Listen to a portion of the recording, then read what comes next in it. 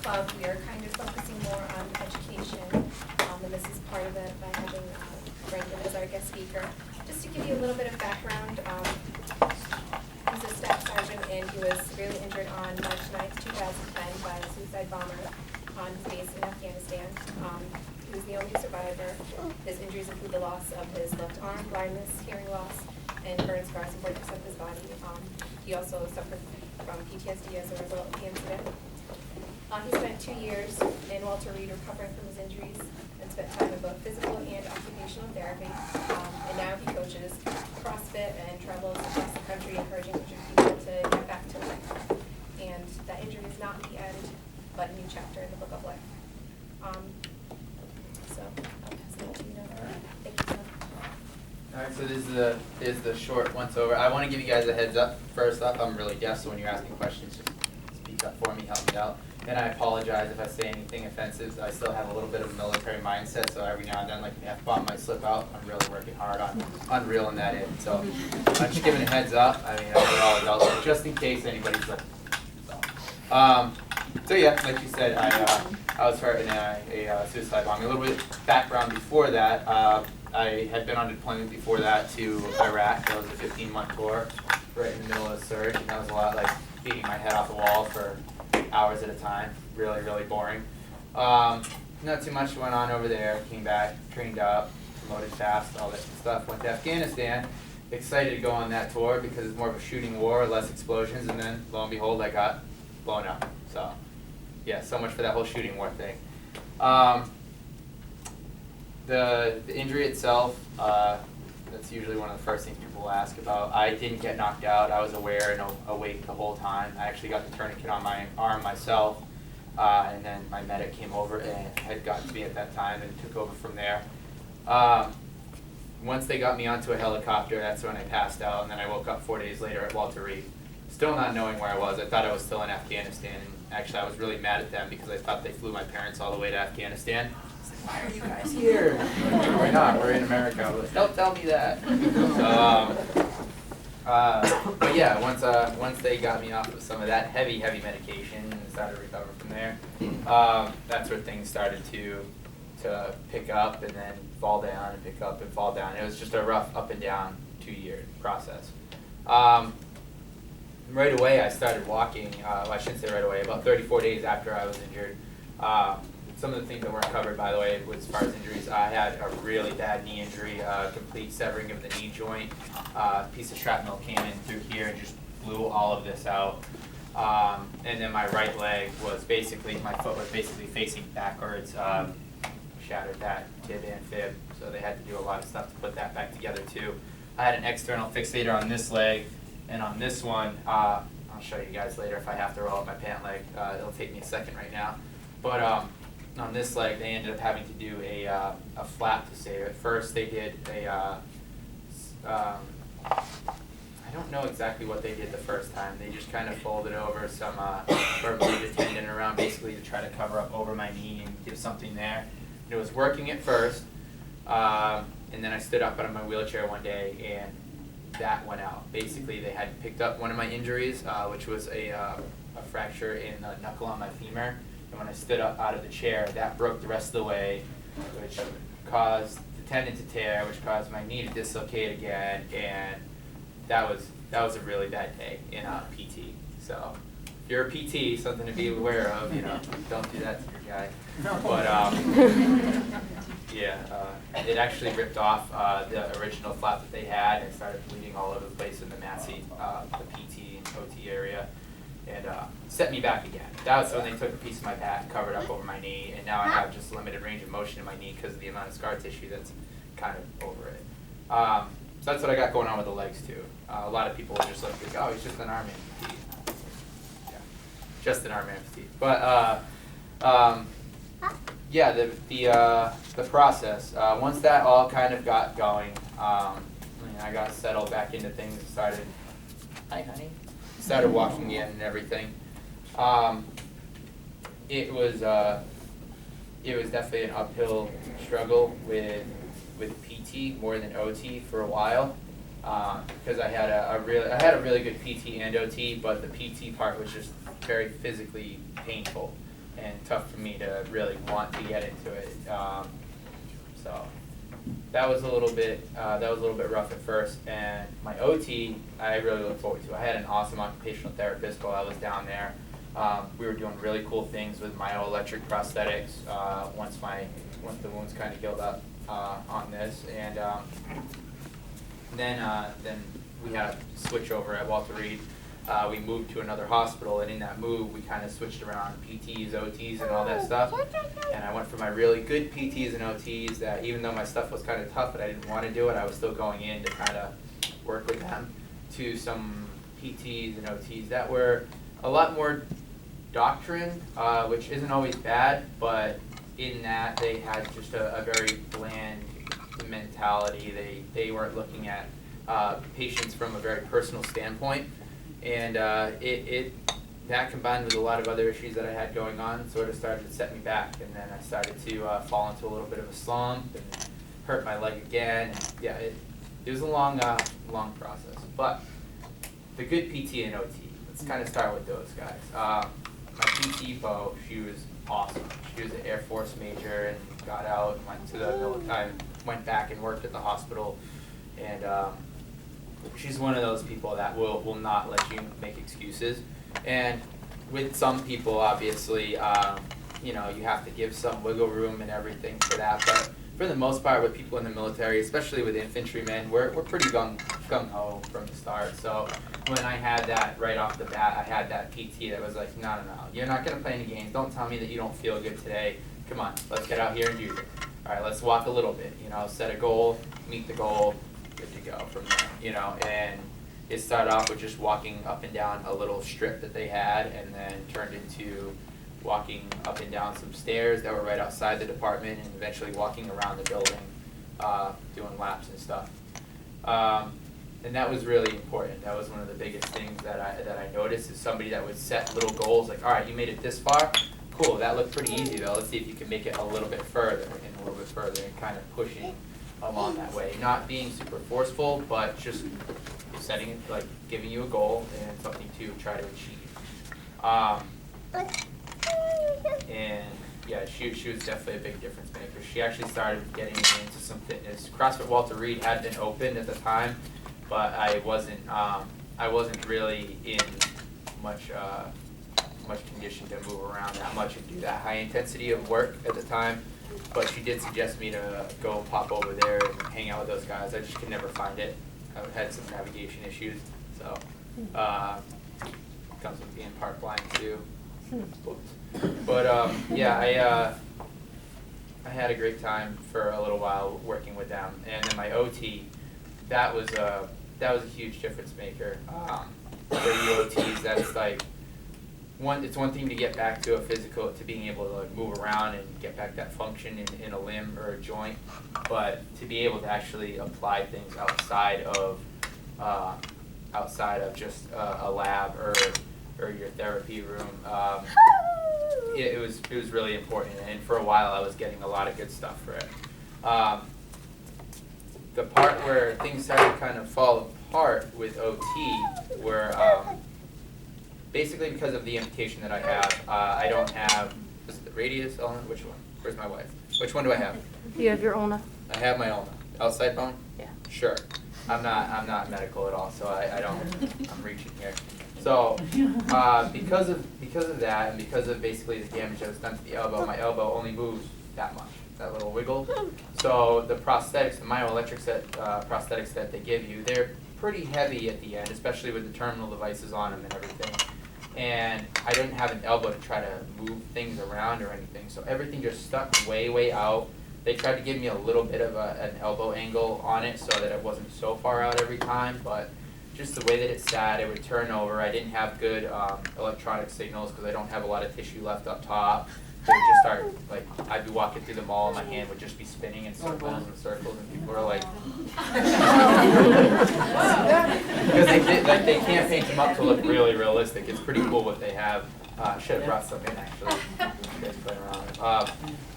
So yeah, that I basically went to them and told them that I wanted to look into body-powered stuff or some things that could allow me to do some of the things that I like to do. At the time, I was big into rock climbing. I was always big into fitness. and they just kept pushing the myoelectric stuff. Basically because the military had spent so much money on that, and they found that if they just give a guy body powered right off the bat, a lot of guys don't even want to use the myoelectric.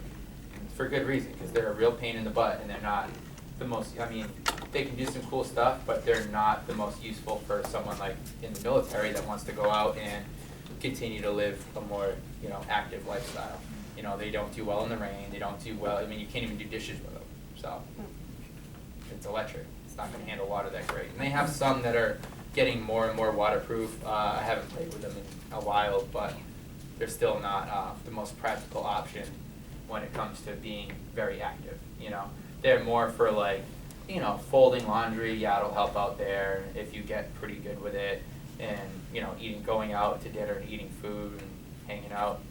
They'll be good for that. But the body powered ones were really what I was interested in at the time, because that was something that was just very simple. Like, move the shoulders forward or back, it opens and closes, good to go.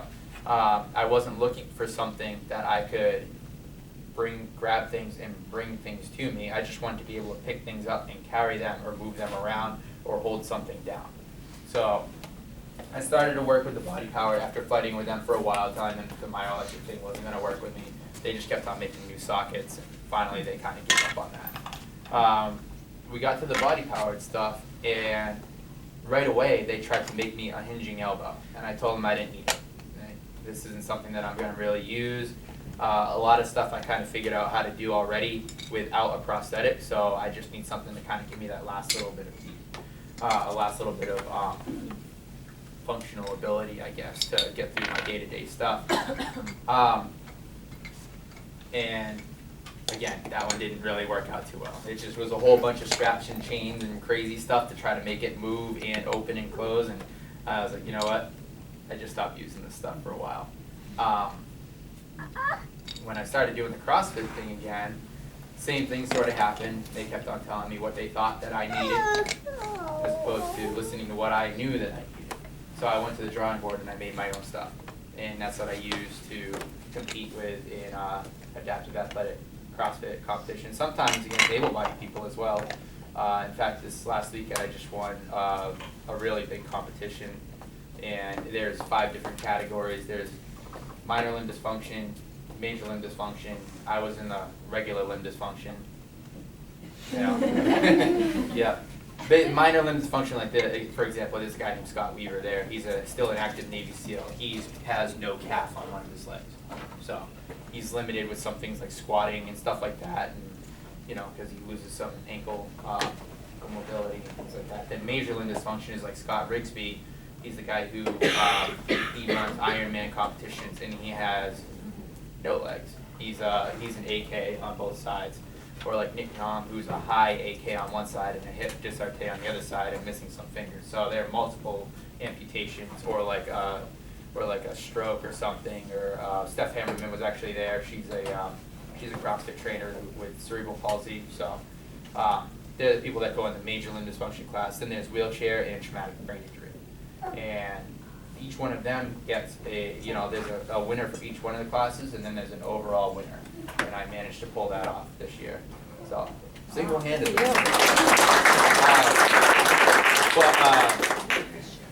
Where was I going with that? I was on something, and then I got onto the competition. Oh yeah, the prosthetic that I used for that. Yeah, that was just something that I came up with. It was basically a snowboard binding, because I can't use just a ratcheting. I can't use a strap like a lot of other arm amputees do for like deadlifting or pull-ups and stuff. A lot of them will use a strap or a cuff around their arm and then hook their arm or their residual limb over it and just kind of hang there. And since I don't have anything to hook, I need something that would get a little bit tighter. So I've finagled something in my garage, and now I have a prosthetist. You know what I'm talking about. Tough word for me. Now I have a guy that works for the Boston VA that's actually looked at my design. He's like, this is cool. This works awesome. I don't know why nobody worked with you before. Let's make it better. And all he's basically doing is taking it and making it a little bit more comfortable, because right now it straps around one spot, and I want something that'll disperse some of that tension across my entire arm, so I just don't get like a bruise here and don't cut off too much circulation or cause any sort of, or further nerve damage, I should say. So it is really important, PT or OT, to definitely take into account what your patient is going through, especially somebody who goes through a whole bunch of different types of trauma, because they're gonna know where things hurt, they're gonna know where they have limitations and where they need help. And I mean, yeah, there's gonna be some people that will kind of milk some things, and you'll find over time, it's not too hard to weed those people out. You know, the people that are pretty gung-ho and getting in there and trying to stay active and trying to get back to life, definitely listen up to what they're looking to do, or what they think might help. I mean, you'll have a better understanding of kinesiology and how the body's supposed to work, obviously, than like I do, but we also have the understanding of when we move, where something hurts, or, you know, stuff like that. So definitely work with, don't just come in, you know, thinking that you're gonna run the show or run it the same way as you do with every single patient, because with each isolated incident, there's just a whole, like, it's like a snowflake, guys. They're all different, man. They're all different.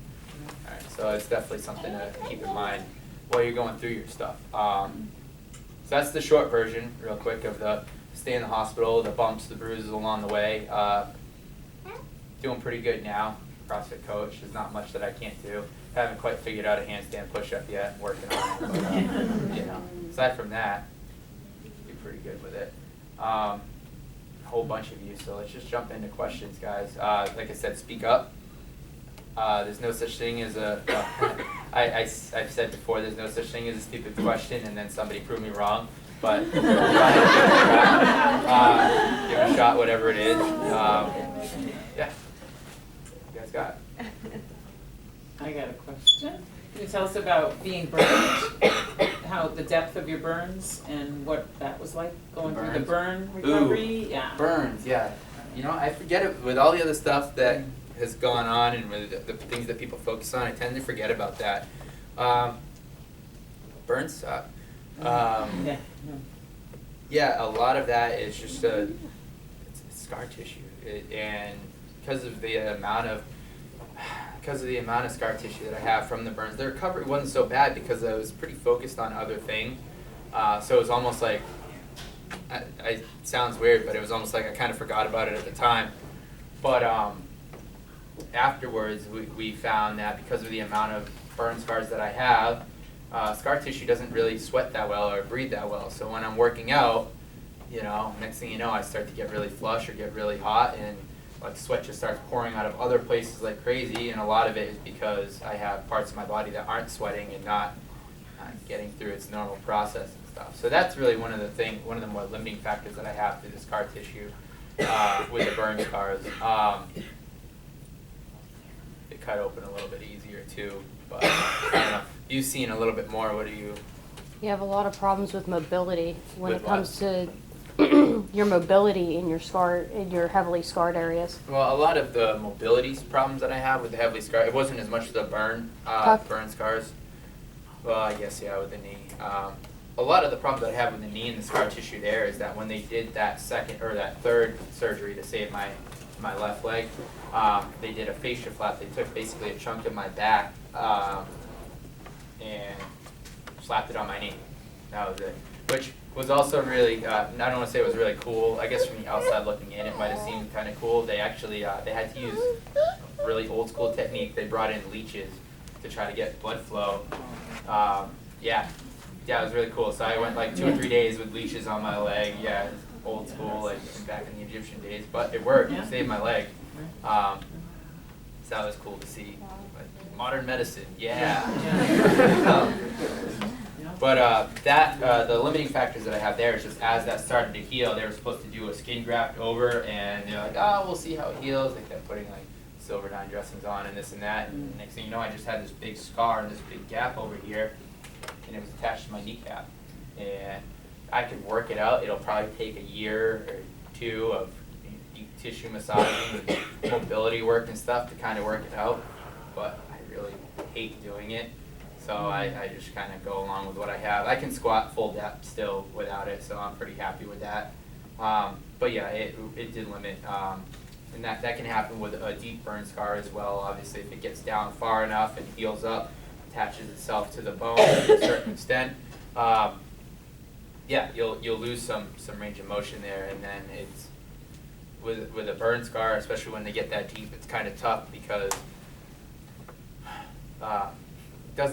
burns don't really leave a lot underneath to knead or to move around and to break down tissue a little bit to try to gain flexibility. They just kind of, that's why it's called a burn. They just burn it right off, you know what I mean? It definitely can be, I've seen guys in a lot worse situations because of their burns than what I have. A lot of the burns that I had they're just kind of spread out all over, you know what I mean? A lot of them are like on my chest, on my back, and like just along the leg, not as much over joints and stuff like that. Even the ones on going up my arm and everything. Not as many were limiting to the joints and stuff. So, does that kind of answer it?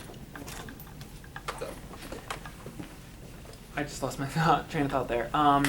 When you got back from the hospital, during the process of your physical therapy, what kind of emotions were you feeling, and what kept you going through all that? Because I know depression would be a big factor. Well, I mean, like I said, I had some ups and downs. At first, I just wanted to get back. I wanted to find a way back into the Army. Not back into the Army, I was still in at the time, but I was, at first, because I was making such, like that first 34 days when I started walking really quick and everything, I was making such big strides. I was like, oh, maybe I'll be able to figure this out. Maybe I'll be able to go be a drill sergeant or a recruiter. Because that's what people want as a recruiter, as a guy sitting there with like one arm. Yeah, the Army, man. That's what I was thinking. Yeah, would have done a great recruiter. Be fine, man. You're just like me. All right. At first, I was motivated to stay in, you know, and I had a lot of support from friends and family and everything. As things started to fall off a little bit, I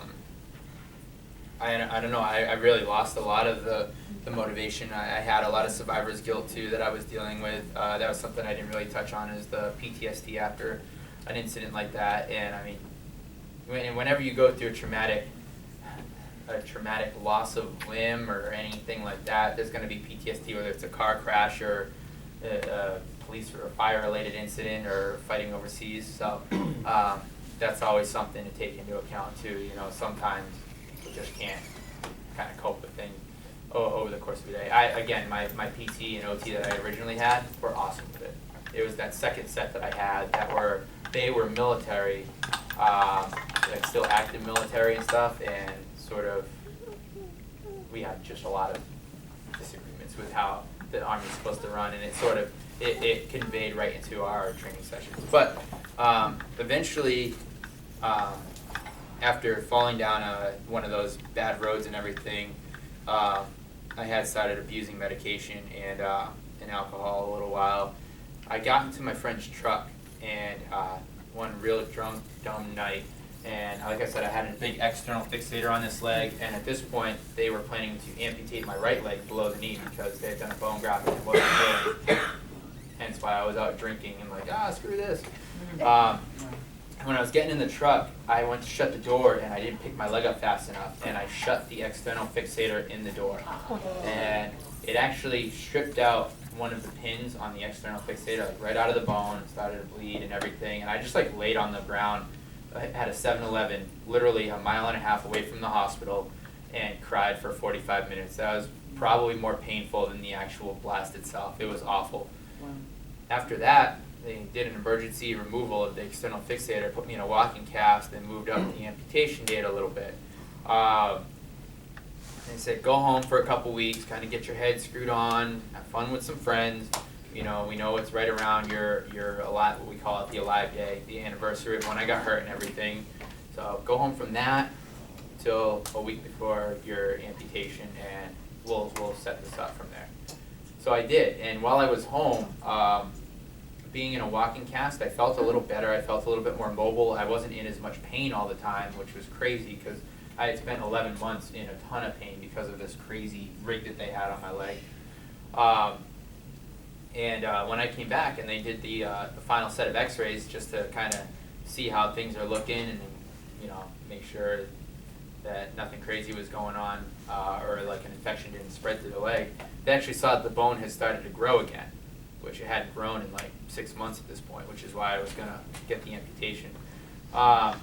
So taking a little bit of stress away, while also adding a little bit of stress to the break site, those two things combined kicked the bone back into overdrive, started to heal it up again. It's still not healed all the way, but it's enough between that and the bone graft and the type of movements that I do now that it's pulled itself through. Right after that, I was motivated to just kind of start walking in general again and getting a little bit more active. I also asked her out on our first date, and she kind of kept me going because I knew that she came with a son and everything, and I wasn't going to be able to just sit around and be total lazy bum. So yeah, that was one of my motivating factors, I guess, was family and kids at that point. But just the fact that I was able to walk around without pain and not use my wheelchair anymore, it was huge, because up until that point, pretty much my whole first year in the hospital, they were telling me that I was going to be in a wheelchair the rest of my life because of the pain. Not because I couldn't physically walk, but because of the amount of pain that I'd be in. So that opened up my eyes and made me see that, hey, not only will I not have to be in a wheelchair all the time, but I might be able to keep up with kids. I might not have to be on all this medication and stuff, so I started to wean myself off of that. And that was sort of what started picking things up big time. Thank you. Really loud.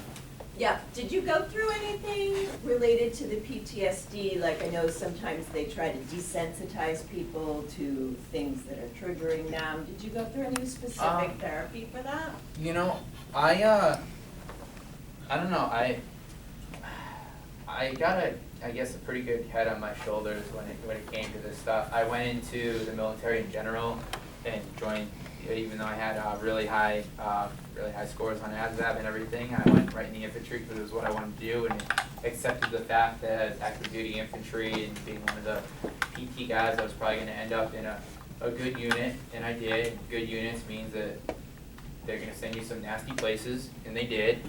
And so I had the mentality that this sort of thing could happen. It wasn't like a total shock. It was a shock that it happened right there like that, you know, but so I guess I did okay there. The survivor's guilt was the biggest part. I just had setbacks there. But as far as like flashbacks and things like that, I didn't have a lot of problems with any triggers. But you know what, I shouldn't say that. I did have one. It was like maybe 2 months after I had gotten hurt. I was tooling around in my little electric wheelchair outside, and DC will get like freak thunderstorm. So it just got really gray and dark all of a sudden, and then right out in the main field, like as I'm heading out, there's just one lightning strike, came right down to the ground in the middle of the field, big white flash, the same metallic clash and everything. I don't know if you guys know much about what happens when an explosion goes off that close. Basically your eardrums will get blown out, so you don't hear an explosion. You hear more of a metallic ping. All right, it sounds like the best sound that I could do to replicate it is if you open your microwave and then slam it shut really fast, and that resonating like ding sort of noise, that's like what I heard. And I didn't see like a big fireball, I saw a white flash. That was it.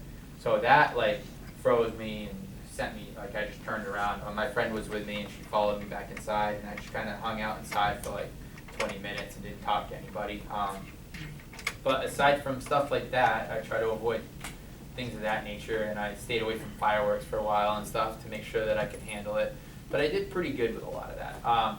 More of the things that would trigger any sort of emotional response or any stress responses for me, they were more emotional. They were more like breakdowns, because I lost a good friend, and I was still friends with his wife, and I would watch her struggles, and you know, it was more of the questioning, like, why me? Why couldn't he be here? I didn't have a family. I mean, I have a family, but I didn't have a wife and kids at the time, and he, you know, he did. And, you know, it was just that was a tough battle, either way. But I just, with the help of her, actually, she was the one that pulled me aside and was like, hey, this could have happened to anybody, and it's not your fault. You didn't put the vest on.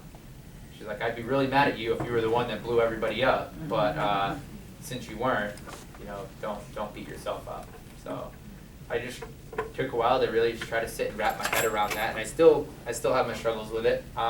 It's gonna be there for a long time, but yeah, that's the best thing you can do is I guess if somebody's in that situation, I had a good